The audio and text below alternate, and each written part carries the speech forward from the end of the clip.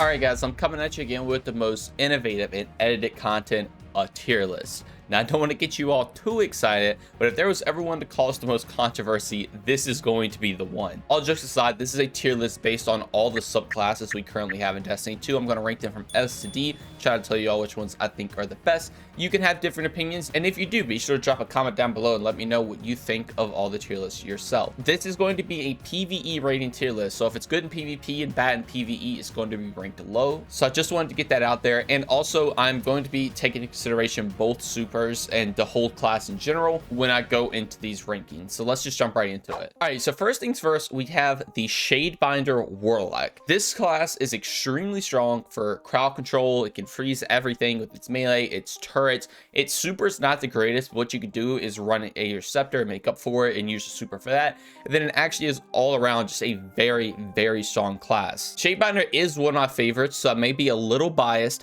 and I think out of all the builds you can do in the game, Shadebinder is going to be effective in pretty much any part of it, and no one's going to be mad if you are running Shadebinder, because you're going to be producing stasis crystals, you're going to be freezing everything, you can produce wells. It is just very, very good. You can just clear entire rooms, and I honestly think it deserves to go in the S tier spot. No other class in the game can do what this class does as effective as this. Sure, other classes do have a lot of crowd control and clear, but specifically just slowing down entire rooms with ease without you really even having to do anything.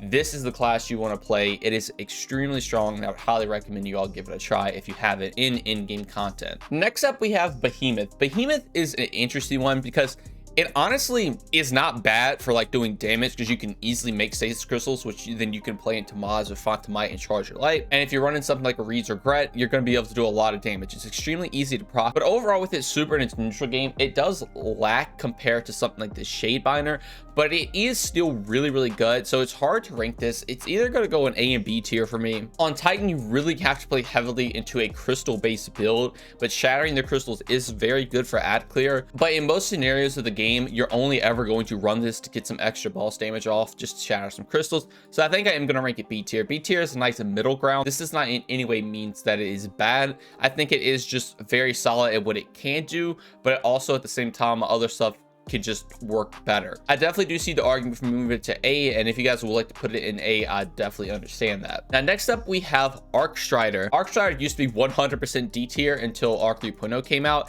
and now it is arguably one of the best Arc 3.0 subclasses in my opinion, with its aspects to give you more reload speed when you're amplified. Its new super is insanely strong. Also, its neutral game is just as good as other classes now because your grenades can jolt, RIP Warlocks. And overall, if you pair this with certain exotics like Shinobu's Val, Starrier Scales, you have a very, very good super. The only problem is with this one, survivability is going to be your main option. There's really no way to heal or get a bunch of damage reduction other than just resilience, which honestly is enough in most parts of the game. So I'm honestly going to put this in A tier. I do think you could argue it's S tier if you run something like Starrier Scales and just have an all-around build with it, because not only is your grenade good, your melee is good, your super's good. If you're on a volt shot weapon, your weapons are insane for ad clear. It plays into mods extremely strong, and overall it is just a very, very good ad clear and single target damage machine. The only thing is the survivability isn't as good as other classes, and I think that's why it doesn't deserve the S tier spot. Now, next up, we have Revenant. I think that's what it's called. It's the Hunter Stasis subclass, Silence the Squall, and this one's going to be somewhat similar to the Behemoth. It has a very good super for ad clear. Also, it's really easy to spawn stasis crystals on Hunter as well, which again can play into that DPS build with Might and Charge Your Light. But again, overall, just B tier. What is cool with this though is if you run the gauntlets where you take damage reduction, you get the bigger dust field. Your dust fields can be very, very good for crowd control and damage reduction. Say if you're standing on totems in King's Fall, just throw that on the ground. No thralls are going to be able to come in, or any enemy. They're just going to be slow. You're going to get that damage reduction for survivability, and it is just all around a very okay subclass. You're never going to run this over other Hunter subclasses, what we're going to get into. Even Arcstrider, I would definitely recommend taking that over this.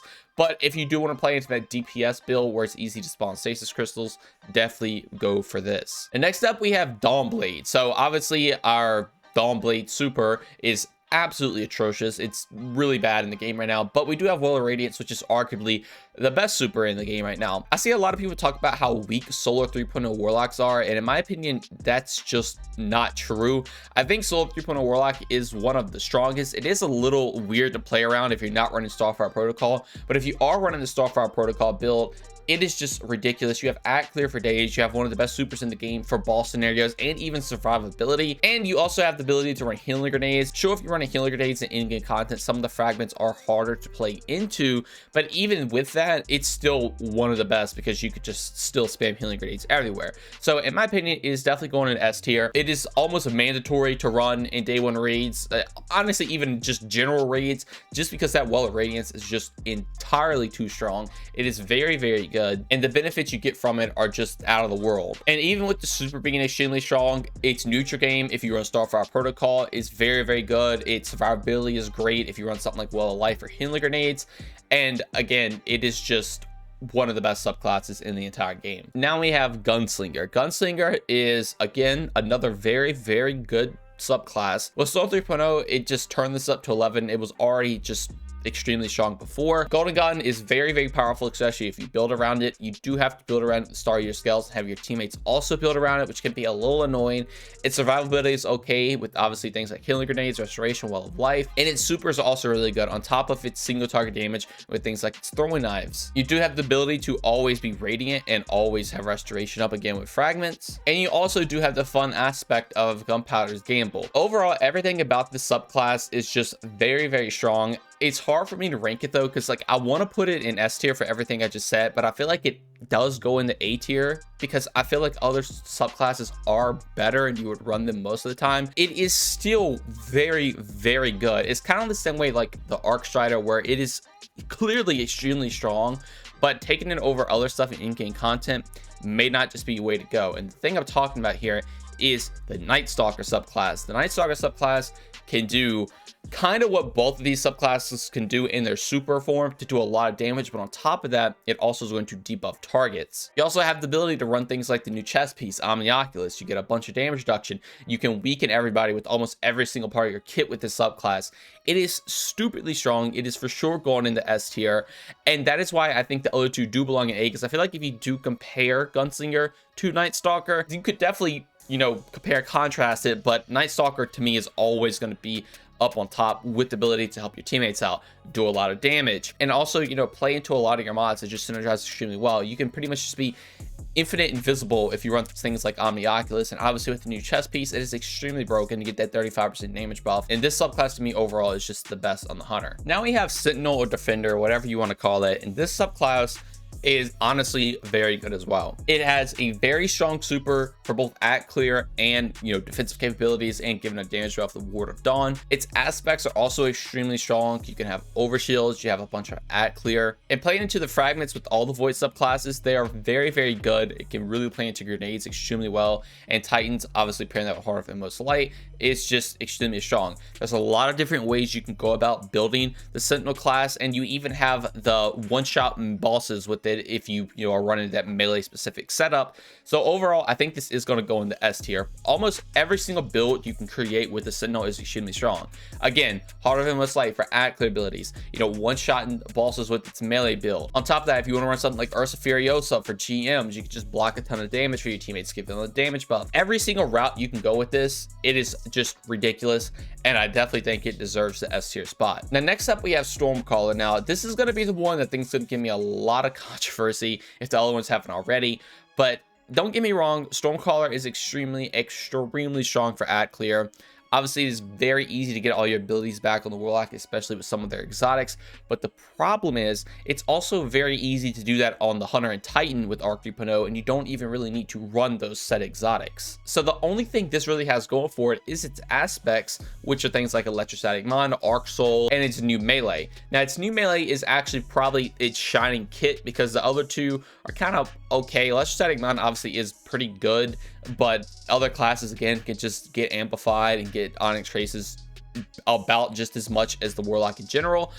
And on top of that, Arc Soul is okay, but it is obviously not the shining thing of the build. So the melee is kind of its best go-to thing. If you build around it correctly, you do get a pretty strong Arc 3.0 Warlock build, but then you get to its supers. Its supers are Storm Trance and Chaos Reach.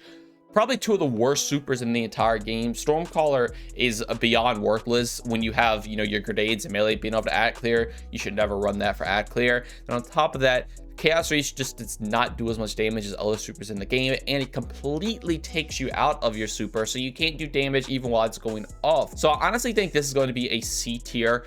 Storm Trance is, again, just good, but it almost outshined in every single way Arc 3.0 Hunter and Titan are. I really wish they would do something about it. Specifically buffing Chaos Reach, I think, would be an extremely good start if they want the supers to be on the level as the other two. But literally just everything about the subclass is just not as good as the other two, unless you build into Lightning Surge, which then maybe you could argue moving it to B tier, because it is pretty good, but that is like the only thing it has going for it. So I think that's why it is in the C tier spot. Now we have Striker Titan. Now I think Striker Titan honestly is gonna be S tier. It is just ridiculously good. If you run, Thunder Crash, you get a lot of boss damage. Even Fist of Havoc's not even that bad for ad clear, but Thunder Crash is going to be your way to go.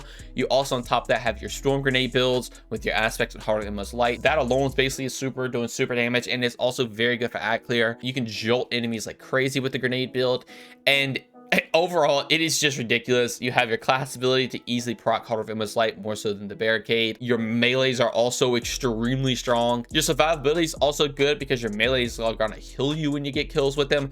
There's literally nothing bad about this subclass. The super's good, the melee is good, the grenades are good, the neutral game's good, the DPS is good, ad clear is good. There's nothing bad to say about it. The only thing is bad is if you choose to run Fist of Havoc over Thunder Crash, and even then it's still not that bad, but you definitely go with Thunder Crash over everything. You can also pair this exotics like Insurmountable Skullfort to get unlimited melee abilities. Obviously, Heart of Endless Light, we already went over, to make your grenade super strong. Grasp of the Falling Star to make that Thunder Crash do a lot more damage to bosses. There's literally, again, nothing wrong you can go about this subclass, and I definitely think it deserves the S tier spot. Now we have Sunbreaker, another subclass that heavily focuses into melee builds.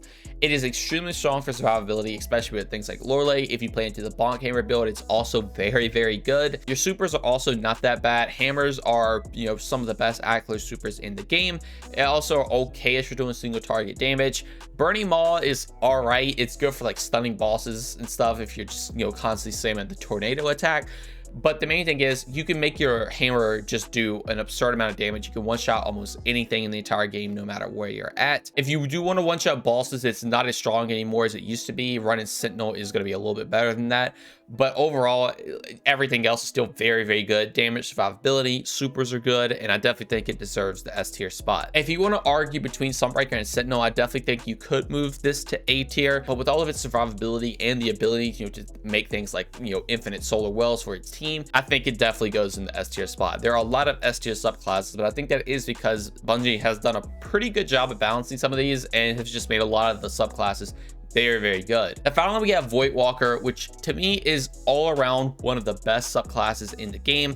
I mean that in the sense it doesn't excel in a lot of things, but it is just very good at everything it does. So its grenades are definitely the main thing it excels in. You have things like Controversial Hold or Nesrac Sin. You can get pretty much infinite grenades. You have bigger grenades because you can charge the grenade up and throw them.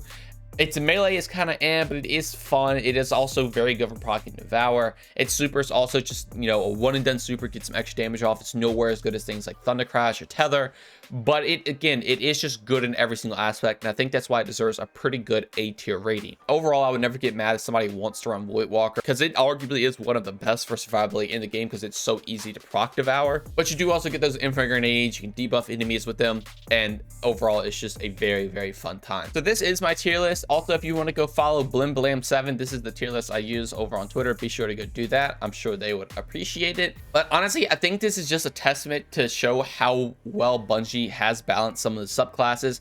A lot of them are in S tier, again, like I said, because they are just extremely strong. Some classes obviously could be pulled up a little bit, and some you could also arguably move into S tier, like the 200 supers right here. These could very possibly go into S tier. I just don't want to flood it, even though it kind of already is, and other subclasses are a little bit better in my opinion, but they are still almost there. Like, they're neck for neck. Voidwalker, again, is very good. The stasis supers, other than the Warlock, are, relatively good if you run a DPS focus build. Then also on top of that, Stormcaller is probably the only one that is just not the greatest. I really wish they would change this one up a little bit, you know, buff chaos reach, maybe even add some extra stuff. And if we do eventually get more fragments, I think that would be really cool. Maybe they'll introduce something that makes Stormcaller really good. And speaking of fragments, if you guys would like to watch a tier list, me going over all the fragments, I could do that as well. But I think that's going to do it all for me. Let me know what you all think about it in the comments below. Also, like I said, if you want to watch more tier list videos, be sure to let me know what you want to see, because I can go over everything. I did see some people recommend fragments. That's why I mentioned that a second ago. But yeah, if you did enjoy and want to see more content, consider subscribing, drop a like, and turn those notifications on. Also, if you'd like to join my Discord or follow me on any of my socials, all of that been linked in the description below. But just know watching the video is way more than enough. Every single bit of support from y'all is truly appreciated. But thank you all so much for watching this one, and have a great day. Peace.